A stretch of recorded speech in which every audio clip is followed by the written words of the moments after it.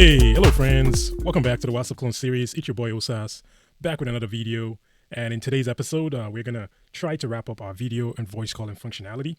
In the last episode, we rolled in the StreamSDK and was able to make a demo video call with your API.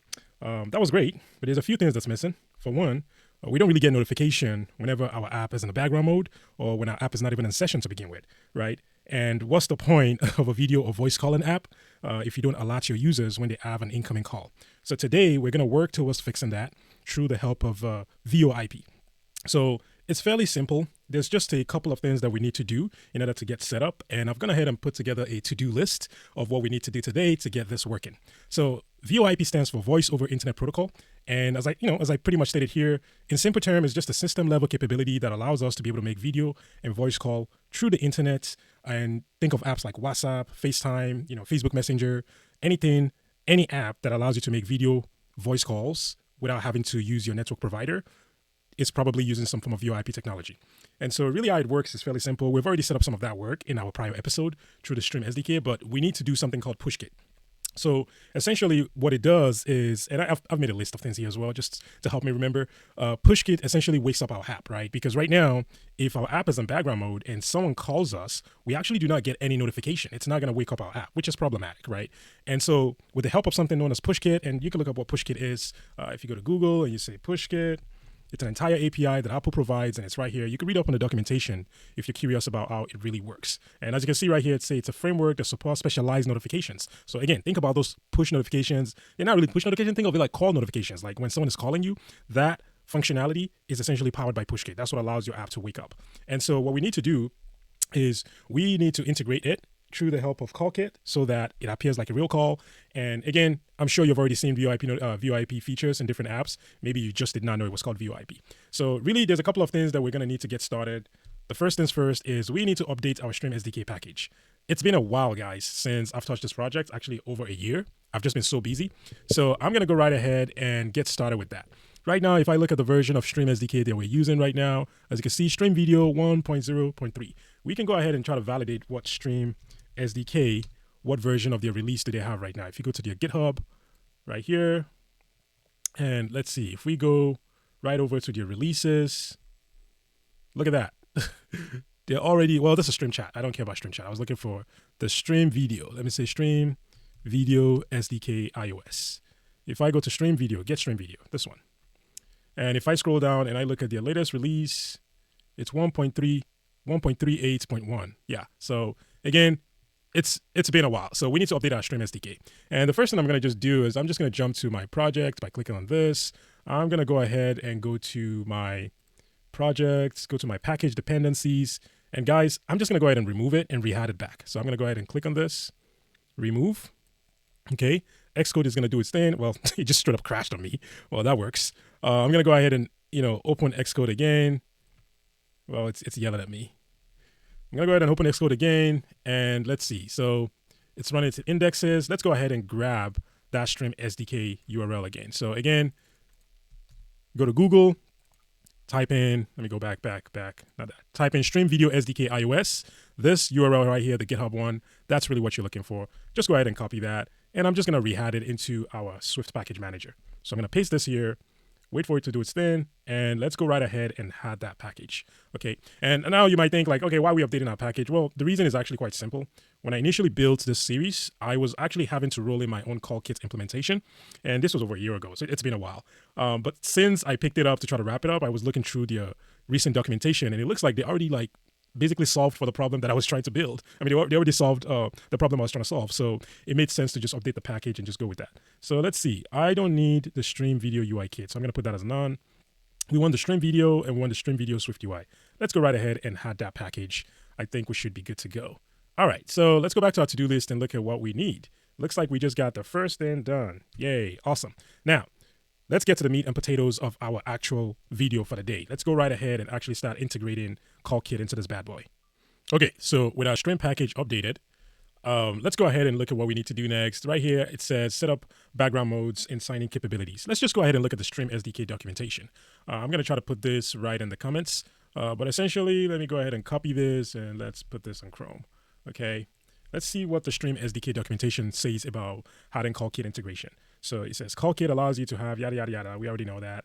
Okay, first things first, background mode. We need to go enable voice over IP, right? Which is what we're doing, remote notifications and background processing.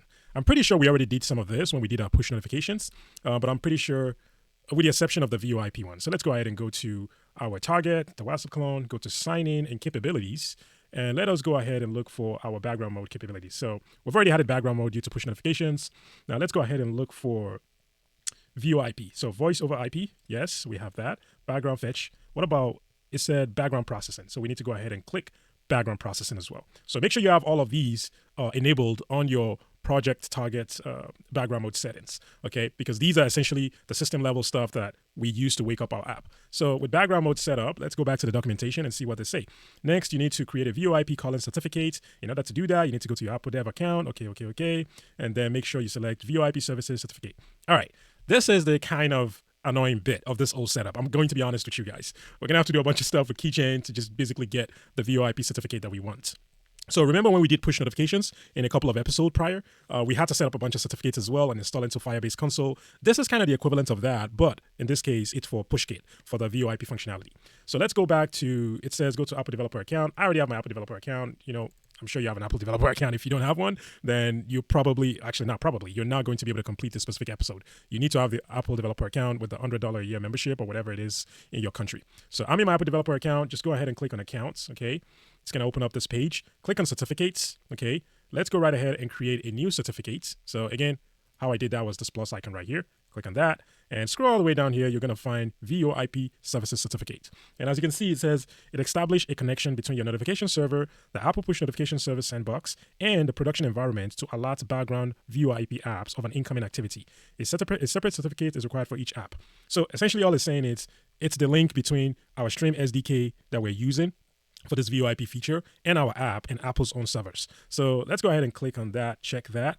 And I think that's all we need. We're just gonna go ahead and click continue. Now comes the hard part. So right now we need to select the specific app ID. So we wanna bind this VoIP certificate to the specific app because, you know, usually you're gonna have a bunch of apps if you're an Apple developer. So let's go ahead and look for our bundle ID because this is what this is looking for. When it says app ID here, it's really just talking about our bundle identifier. So I'm gonna go ahead and click on this. This is the one I want for this project. I'm just gonna paste it here and it already comes out. So I'm gonna select that. That's what I want. Go ahead and click on continue. Now comes the annoying bit. So now we need to create a new VoIP services certificate. Upload a certificate sign-in request, a CSR. That's what they call it. I've gone ahead and put a couple of steps that we need to do in our to-do.md file. But essentially, we need to manually generate this certificate using keychain, and then we'll now go ahead and upload it here on our Apple Developer account. So let's go ahead and do that. So I'm going to go ahead and open up my keychain. Okay. I'm just going to do Command Shift.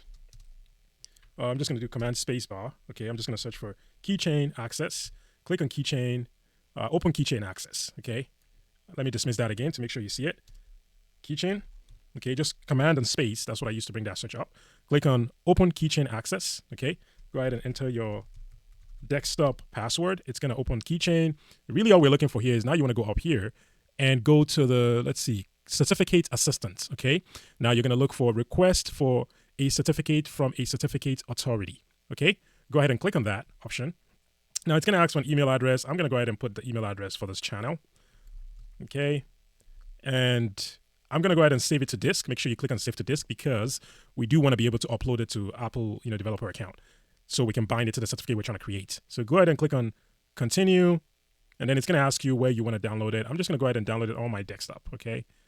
Save to desktop. Hopefully it shows up right there. So that's our CRS, or however you pronounce it. I keep mistaking it for something else. But let's go ahead and go back to our Apple Developer account. We've basically generated this request for certificate, this sign-in request. I'm going to go ahead and click on Choose File. I'm going to go ahead and go to Desktop and just click on that. Click Open. There you go, okay? Go ahead and click Continue. Now we have a VoIP certificate that we can upload to our StreamSDK. Okay, so let's go ahead and download it before we forget. Make sure that is downloaded.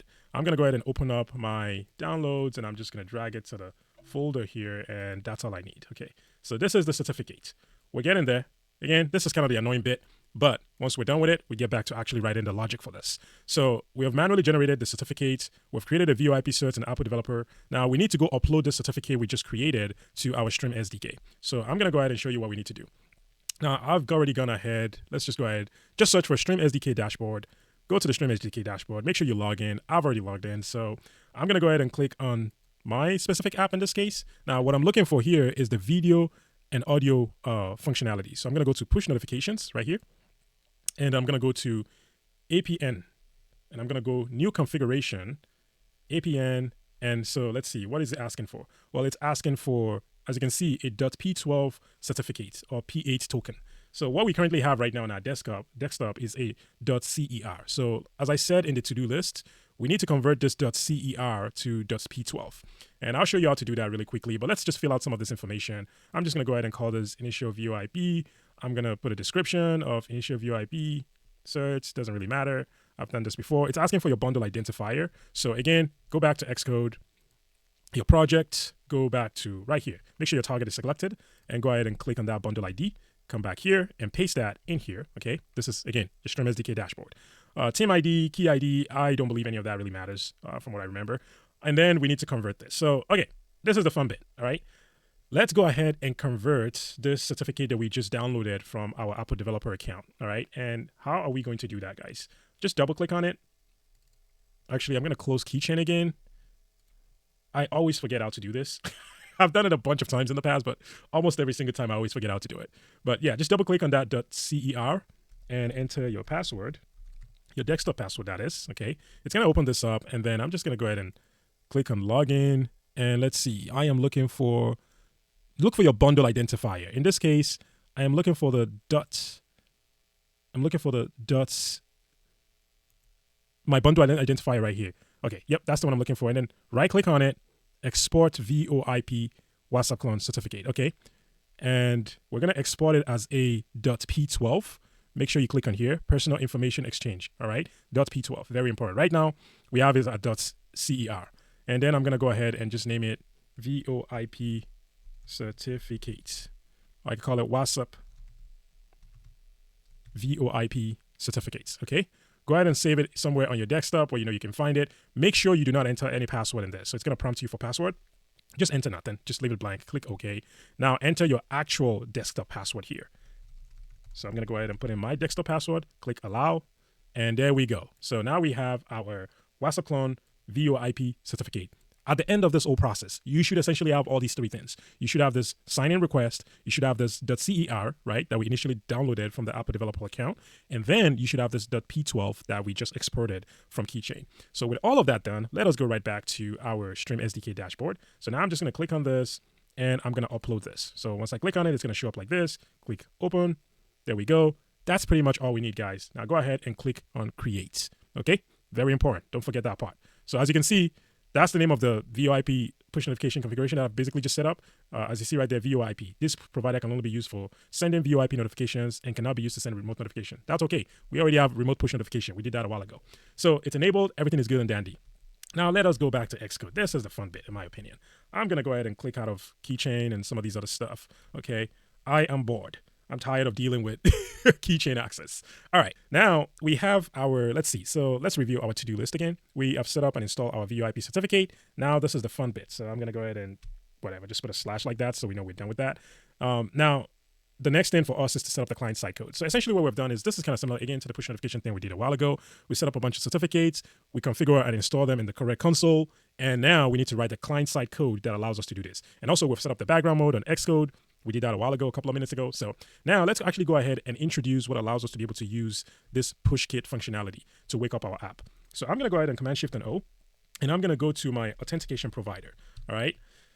And so there's a couple of things that we need to do. Let me scroll all the way to the properties sections and see what do we have. So we have StreamSDK. It's a published property. That's good.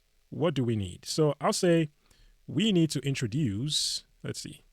We need to introduce our call kit here. So I'm going to go ahead and just basically start typing as I think through this. So the first thing we need is we need the call kit adapter. Call kit adapter. And again, if you're wondering where I am getting a lot of these from, it's in the StreamSDK documentation. If you go down here, you can see everything here. They have actually, let's just follow the documentation. Call kit integration. So they're injecting the call kit adapter. These are injected, basically comes with a StreamSDK package. it's pretty simple. It's just the way they're handling dependency injection. There's nothing fancy about it. If you're curious about it, go ahead and read in the documentation. I'll try to remember to leave that link as well in the comments. So I'm going to go ahead and copy this, and I'm going to paste it in our authentication provider. Let me see what they want us to do. So we need that call kit adapter. We need to set up our stream video. So basically set up the call kit adapter, bind it to the stream video, and then we need to register for incoming calls using that call kit adapter and register. Yeah, that's the UI kit version, SwiftUI. Okay, I think that's I see what they're trying to do here. It's fairly straightforward, to be honest, guys. And this is why I updated the StreamSDK, because I was trying to roll in my own version of this PushKit, and it's not as fun. It would have taken way longer, to be honest. I'm pretty sure I got it done, but I think this is just easier from a tutorial perspective. And it's also native to the StreamSDK anyways. So enough yapping. Let's go ahead and copy this call kit adapter. We have that. The next thing that we're probably going to need is, do we need the call kit push notification adapter? I don't think we do, to be honest. All right, let's go ahead and now set up this adapter, okay? I'm going to scroll all the way to the bottom, and where do I want to do this? Let me think.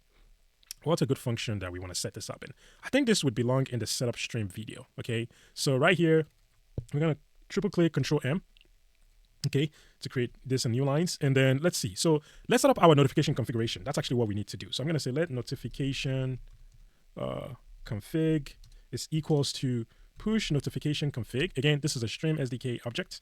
I'm going to initialize it with a push provider and a VoIP provider info. And we could command and jump into this to see what it is. Configuration for regular push notifications, configuration for VoIP push notifications. This section, this regular push notifications, we don't really care. And the reason we don't care is because we are not using StreamSDK to handle our push notifications. We're using Firebase. We just use StreamSDK for VoIP push notifications. So hopefully that's clear to you guys. And I'm going to go ahead and triple click Control M on this again. Let's see. I'm still just going to say push provider info. I'm going to initialize it, the name. Let's just call it regular push, right? Doesn't really matter. That APN, okay. And then push provider info again. And this time around, this key is important, okay? I'll come back to that real quick. So the name here has to match the name that we created in this StreamSDK console. So if we go back to our console, this right here, this guy that we just created, it's important that you make sure that name matches this name on our Swift client side. Without that, it's not gonna work. So we have that. Let's see, now what do we need to do? So I'm gonna come down here. I'm gonna triple click Control M again, Control M, not Command M. And then, so we're setting up our token. Inside of the stream object, if I command and jump into the documentation here, you can see they're taking a push notification parameter in the initializer, in the constructor. You can see right there, push provider, configuration for push notifications. So I'm going to go ahead and just do that. And I'm going to, right after the token, I'm going to do push config. Okay. So basically this notification configuration we just created up here. And we can call it push config if that makes that easier. Push config. Okay. Push config. All right. So we have this set up. Let's go back to our documentation really quickly. As you can see, it's been a while since I've done this. So I'm just reading the documentation on the fly. So we need to, assign the stream video to the one we already have. All right, cool. So all we need to do down here is just say call kit adapter, the one that has been injected into our auth provider. The stream video is equals to the stream video that we have created here. So this is a class level property here that is being published. Awesome. This injected property, again, if you're confused by that, please, I'll try to, if I don't leave a documentation on this, comments about it, and I'll try to post a link on it. Hopefully I remember to do that. But it's fairly simple. They're just injecting this into this class. This is just dependency injection. This is basically the approach that StreamSDK has chosen. It's not bad. It's pretty clean, actually, to be honest. So we have our call kit set up. The next thing that I would say we need to set up is actually our VoIP device token. So if you remember, we have push notification token. And as we said, a token is essentially how we identify our devices. So like if I'm calling another member in our WhatsApp clone, and they're in a different group chat, like how do I know which device, like how does Apple know which device to actually go alerts? So that token is very important. And let's go ahead and just set that up. So I'm gonna say set up VoIP device token, okay. And I'm pretty sure this is also in the documentation somewhere around here, but I think it's right here, setting up device token. So you need to, the most important piece to just remember is your stream object. You need to basically say stream object, set up device token. Awesome, that's all we need. All right, I'm gonna go ahead and basically just start free flowing here. So I'm going to create a task because it's going to be asynchronous. I'm going to say I want to unwrap my stream video, right? Do I need to unwrap my stream video? Yeah, let's unwrap it. God let stream video else return out of scope. In reality, we should probably throw an error, but it's a tutorial. You guys know what we're doing. So I'm going to go ahead and basically get the device token is equals to All right, so now we need the CallKit push notification adapter. This is the portion I was talking about earlier. So this guy right here, this CallKit push notification adapter. And there's a bunch of stuff in this documentation right here. Essentially, this is how we get the device token, this push notification adapter. So let's go ahead and hold on. Okay, yep, I see what they're doing. So let's go ahead and basically inject that adapter into our authentication provider again. So I'm going to go ahead and copy this, paste this again, and this is CallKit push notification provider. It says right there, a property wrapper to access the CallKit push notification adapter instance. And I'm going to copy this, paste this here, and let's go all the way back down here. So I'm going to say again, my device token is essentially that CallKit push notification adapter and the device token. So whatever token it gives us, that's ours. And let's go ahead and print it, right? We've been doing this consistently for a while now. So let's just print, what do I want to print? I'm going to say setup device token, fired, and I'm going to say device token is equals to whatever token we'll get back from that adapter. So token. And if you're curious, again, you can command and jump into the definition. As you can see, where is the device token actually? Let me go back. I just want to see what type it is. Yeah, it's just a string, which makes sense. Okay, so we have a device token. Now, let's go ahead and do what we're actually trying to do. I'm jumping all over the place. Sorry if it looks disorganized. I'm just trying to piece this together on the fly. So let's go ahead and scroll up and see what they actually want us to do. So this is what I'm looking for. Looks like it. StreamSDK set VoIP device.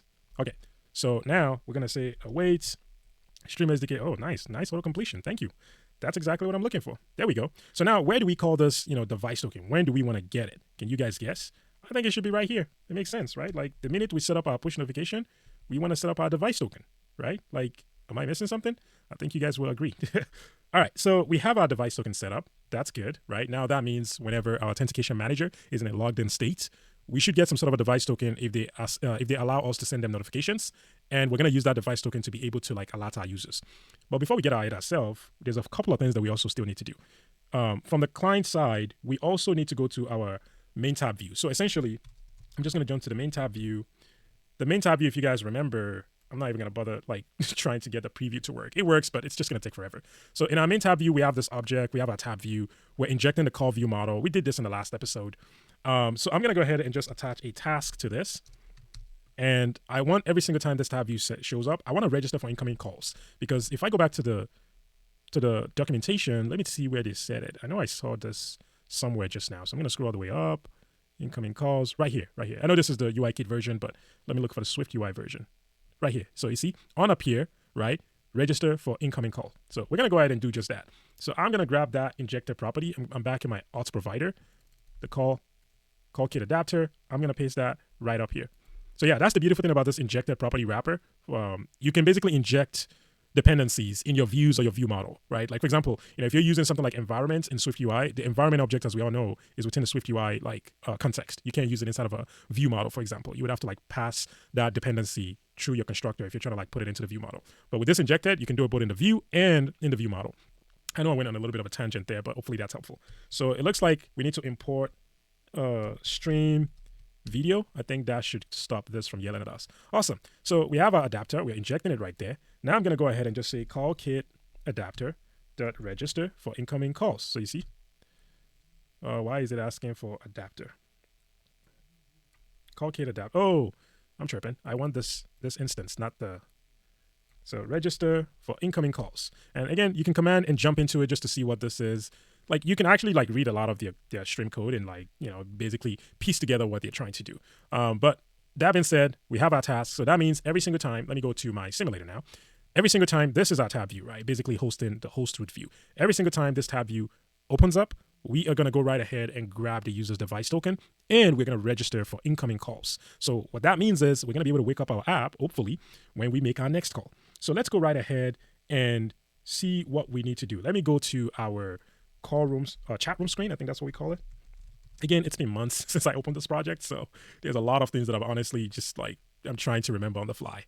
Okay, we have our chat room screen. Where are we making our call? I know we're injecting a call view model through the environment. Yep, call view model. Again, this is another StreamSDK view model. And the call section, let's see. So we have a start video call. And the start video call takes in, it gets, the channel members excluding me, yada, yada, yada. Okay, that's not so bad. And then we say call view model, the start call, default call, UUID rings is true. I think that's good. I think we should be able to make our first video call and have it come through, guys. I'm going to go ahead and run my Xcode project onto my simulator, and then I'm also going to go ahead and run it onto my physical device. So unfortunately, you can't really test this functionality really consistently or at all, if I'm being honest, through a simulator. You need at least one simulator and at least one physical device. Ideally, if you have two iOS text devices, even better, because then you can call them and actually see the calls coming through. So what I'm going to try to simulate is what happens when my phone is locked and I call it through our WhatsApp clone. Does it wake up my phone and register as an incoming call with a native UI? And then it's like, what happens if it's in the background mode? So we're going to test a couple of scenarios manually really quickly. But yeah, let's just wait for our simulator to boot up. Okay, guys, so I've gone ahead and ran the project on both my physical device and simulator, as I said. And now let's jump back to Xcode. I just want to validate something really quickly. Let's make sure we're actually getting our device token. So I'm going to go ahead and filter for device. And I see it firing, but I don't see a device token. So I'm glad we are doing this. Let's go back to our authentication provider. And let's see, where are we making that print statement again? It's in the setup VoIP device token method. And there's something going on here. I have a pretty good idea of why that is. I'm pretty sure this is a race condition, right? So like, because this is not marked as async, we're not really waiting for it. It's sort of treating it like it's sort of synchronous. And there's a better way to do this. We can probably use combine, to be honest. And let's see, if I scroll all the way down here, I'm pretty sure they show this. Yeah, we could use combine. We could use observation to get the latest device token. And as you can see, they'll do this. But honestly, let's just go ahead and wait for it for a couple of seconds. So I'm going to go ahead right below where we set up, unwrap our stream video object, or maybe even above it, right? I'm just going to go ahead and say try, await, task, sleep for, and I'm just going to say for 1 second. I think that should be more than enough for us to be able to get our outcome. So I'm going to go ahead and run my simulator again, okay? I'm going to jump back to my simulator. Let's see what's going on. It comes up, it loads up. Okay, let's go back and see. Device token fired. Still no device token. I wonder if this is because this is a simulator. Let me go right ahead and run it on my physical device, guys. So I'm going to go ahead and run this on my physical device really quickly. And let's see what happens, okay? Because as I said, there's some things with simulators when it comes to things like VoIP notifications. It's not like, just PushKit in general doesn't really play nice with like simulators. You need physical devices for these kinds of things. And look at that, exactly. So this has to do with the fact that that was a physical device versus a simulator. So as you can see, I have my APN as device token. This is for the push notification. We did this a while ago. This is the VoIP one we're looking for. And as you can see, it says the device token is basically this bunch of integers and numbers or string actually. So I'm going to go ahead and that's exactly what I'm looking for. I'm going to go ahead and kill my physical device. And here's what I want to do. Okay. I know we're getting our device token. Let's go ahead and test this bad boy. That's what we're here for. So in order for me to be able to do that, I'm going to have to set up something really quickly. I'm going to have to set up a quick time so I can record my phone screen so you guys can kind of see the calls come through on my actual physical device. So let me go ahead and do just that. So this is quick time. And I'm going to click cancel. You don't need to do this. This is just me trying to like show you the calls coming through as we're testing. So I'm going to do new movie. This should come up. I'm going to go right ahead and do screen.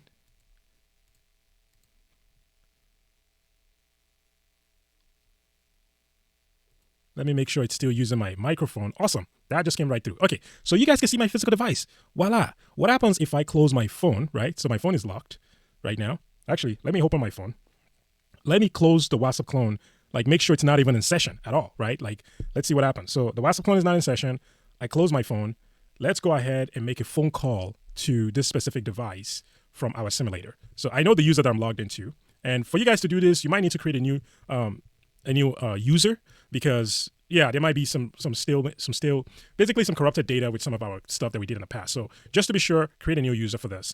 So I basically have stream user 5. I know this physical phone right here is logged in as stream user 5. So I'm going to go right ahead and just give it a call. So I'm going to give it a video call. Let's see if it comes through. Okay. Moment of truth, guys.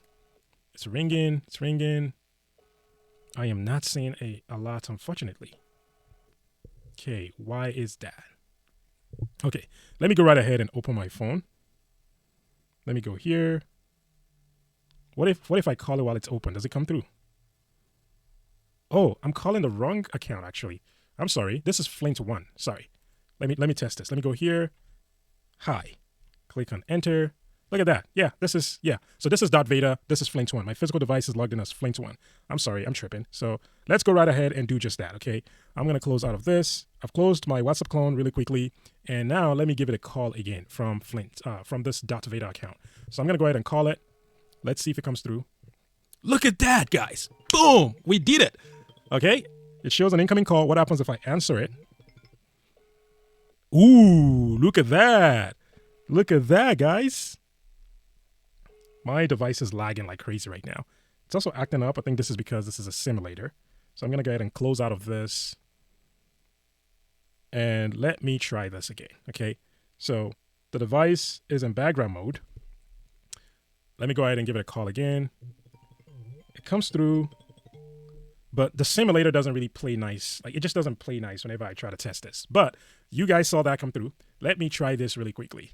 So I'm going to jump to the chat room screen, and I'm just going to toggle this from, I want to make sure it has a video. So I'm going to say is video. I know this stats call function takes in a video parameter, so a Boolean. And I can even try to see what they do if it's nil. Well, what do they do if video is equals to nil? Let me see. Video is equals to, do they do anything like that? Never mind. Video. I don't want to read that right now. So let's just go ahead and modify this method instead. Instead of calling it start video call, what if we just called it something like, I don't know, stats call, right? And we're just going to go ahead and do that. Stats call.